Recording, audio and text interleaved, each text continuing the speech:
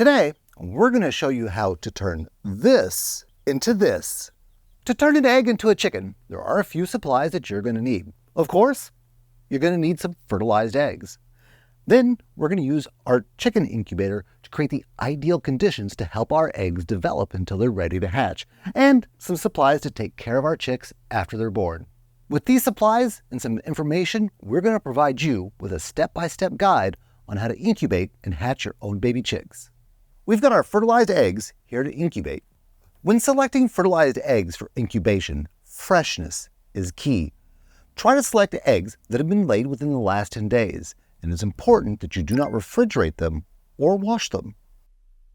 To incubate our eggs, we're going to use our 10-egg incubator. But keep in mind, all incubators work pretty much the same. If yours isn't this exact incubator, the instructions will probably still apply pretty closely. So, what does an incubator actually do? Well, it performs a couple functions that are very helpful into hatching your own chicken eggs. First, it helps provide humidity, which is very important to help the shells soften up just enough so that the little guys inside can pip their way out. It also provides warmth, which chickens need. This emulates the warmth of the mother laying on her eggs. And lastly, most incubators will turn the eggs on a scheduled egg turning cycle. Turning the eggs is crucial to help the yolk stay centered within the egg white. This helps prevent complications with the embryo during development. We're ready to put our eggs into the incubator. To do so, we're just going to remove the top first. Inside, we have several parts. Here's our card strips that we use as dividers. Here's the egg frame, and this is where our card strips go to separate our eggs. Here's our power adapter. And finally, the grid. Beneath the grid, we have our water tanks. When you put the grid in, make sure the slots on it are aligned with your water tanks. After you place the grid in the base, go ahead and put in your egg frame. Now, you can use your card strips to create your little sections in your egg frame. A quick tip is to put your eggs in first. That way you know where your first card strip is going to go. So we're going to take 2 of our eggs and gently place them in our egg frame on top of the grid.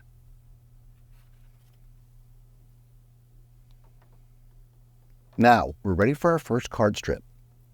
You want to make these large enough to accommodate the eggs and with just a tiny little bit of room extra so the eggs can roll and move. You don't want them crunched tight. To make sure they have enough room, you can gently roll your egg frame back and forth. The egg should rotate when you do so. If it doesn't, it means you've made your card strip too tight. The incubator can fit about 10 medium eggs. If you have a mix of medium and large or small and large, it'll be a little bit less due to the large eggs. Now that we have our card strips in place, we'll want to take the eggs back out so we can preheat the incubator to the right temperature and humidity. Let's plug the incubator into an outlet. When you turn on your incubator, you're going to hear it fire up. At the very top, you'll have your information readout. Here, you're going to see that the temperature is tracked in Celsius, the humidity, how many days you've been incubating your eggs, which is handy because you remember there's a specific amount of time for hatching periods, and the 2-hour cycle. The 2-hour cycle is a rotation cycle. Every 2 hours, the incubator will rotate your eggs. After that, you'll see the countdown begin again at 120 minutes. The incubator comes preset at the right temperature, right around 38 degrees Celsius, which is 100 degrees Fahrenheit. During the incubation process, particularly if it's an outside or barn location that doesn't get airflow and cooling, make sure it doesn't get over 100 degrees or over 38 degrees Celsius. That's where the temperatures can get dangerous for your eggs. We're ready to preheat it. We're going to want to do this for about 1 hour prior to placing our eggs inside. This gives the incubator the chance to reach optimal warmth and humidity levels. When you do this, make sure you're filling up the correct tank. There's tank A and there's tank B. For now, we only want to fill tank A. Tank B comes when we're getting close to the hatching time. Tank A holds about 100 milliliters of water, and you do want to fill it up, but you do not want to overflow it. So either watch carefully or measure your water. If you overfill it, water is going to spill into tank B, and the humidity inside the incubator is going to increase to too high of levels, over 65%. In the event humidity does get over 65%, simply open the window on the side of the incubator to allow excess humidity to escape. Once you've got it full, close it up so that the humidity can be trapped inside. Now that we've waited about an hour for our temperature and humidity to get up to the right levels at around 100 degrees and 65 to 70% humidity, it's time to put our eggs back in to start the incubation process. Now we're ready to place our eggs into the incubator in between our card strips that we carefully placed earlier. Now we're ready to put the roof back on our incubator. When you do this, you need to take special care for the rotator arm. The rotator arm that you see right here needs to fit in this slot. If you don't get it right, it might bump things in there. It could cause damage to the eggs or the incubator itself. All right, here we go. If the rotator arm can't turn the eggs, complications will arise with the embryo and you will lose the eggs. During the incubation process, keep a close eye on your humidity. If it starts dropping lower, your tank is probably getting low on water and it's going to need to be refilled. And it's best to make sure humidity never drops below 50%. That's where it gets to be dangerously low levels. Usually, you'll be refilling the unit about every 1 to 2 days. Make sure to leave the incubator somewhere where direct sunlight will not affect the temperature inside. Incubating chicken eggs can take anywhere from 20 to 22 days on average. During that process, you're going to want to monitor the development of the egg so you can get rid of dead eggs that have nothing growing in them, for example. To help with this monitoring, you can use the egg candler that comes on top of the incubator. When you're ready to candle the eggs, prepare a secure place to set them while you do so. Quickly but carefully remove them all from the incubator. Using it is simple. Simply take one of your eggs and insert the small end into the candler. This will shine a light into the egg and give you a glimpse of what's inside. The reason why you want to do this is so you can get rid of unfertilized eggs that aren't going to have anything growing inside them. This also gives you a chance to prepare for how many chickens, and the ones that you see embryos growing along nicely as they should, you can plan for that many peeps when they hatch. Don't place eggs that aren't developing back in the incubator. The non-developing eggs can rot and potentially explode, contaminating all the eggs in your incubator and ruining your hatch. There are 3 times that it is best to monitor your eggs and check them with the candler. The first, somewhere between days 1 and 5. At this point in time, the first through 5 days, it should be a small red dot. That's the start of your embryo. The second, sometime between days 11 and 12. At this stage, the 11th to 12th day, we're checking the egg to make sure that the embryo has been continuing to grow. At this point, we should be able to see some blood vessels inside and a reasonably sized air pocket. And finally, at the 16th to 17th day, at this stage, the 16th to 17th day, it should be starting to get a little bit hard to see through the egg. This is because the embryo will have continued to develop. Non-viable eggs at this point are going to have blood vessels that are blurred and a little bit difficult to see. This last 3 days of incubation is called the lockdown. Lockdown is when you candle the eggs for the last time and prepare the incubator for when the eggs hatch. If you are unsure if an egg is developing or not at this stage of incubation, it is safe to keep it in the incubator just to see if it will hatch. Now, at this point, you're going to want to increase humidity in the incubator to help soften up the shell enough so that the chickens inside can peep their way out.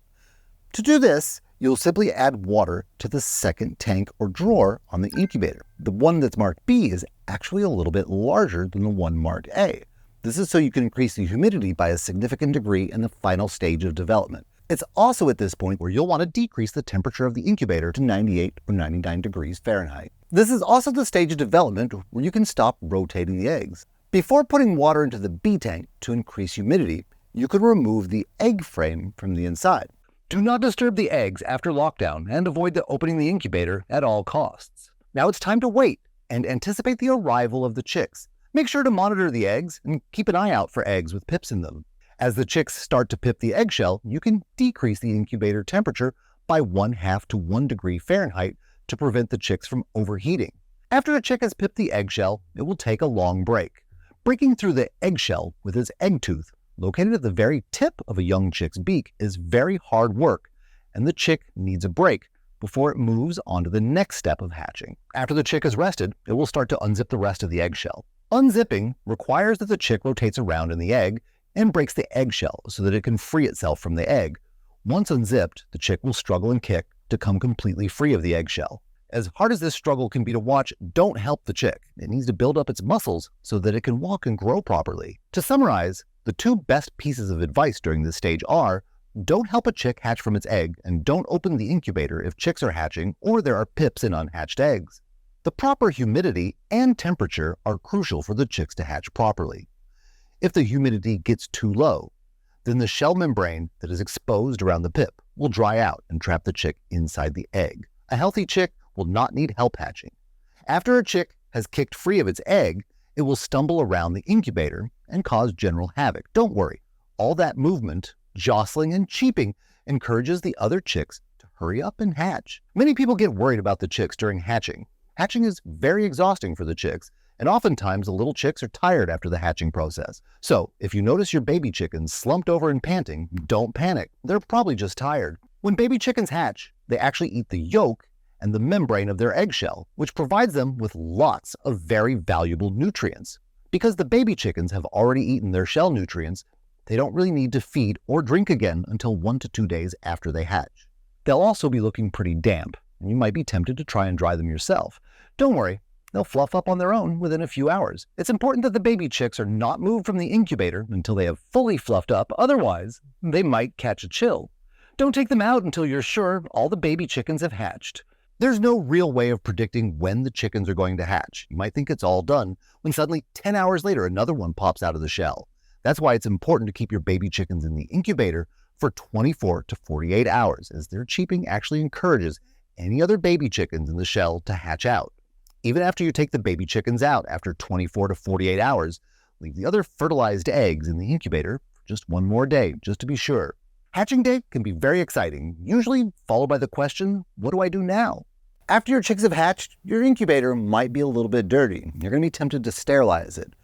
Don't sterilize your incubator. Simply wash it out with some warm soapy water and then allow it to air dry. With the cover, simply wipe it down with a wet towel and then allow it to air dry as well. When your chicks hatch, make sure you have a suitable brooding box or a pen like this one. There are cages built specifically for chickens that have very fine net meshes or very narrow bars.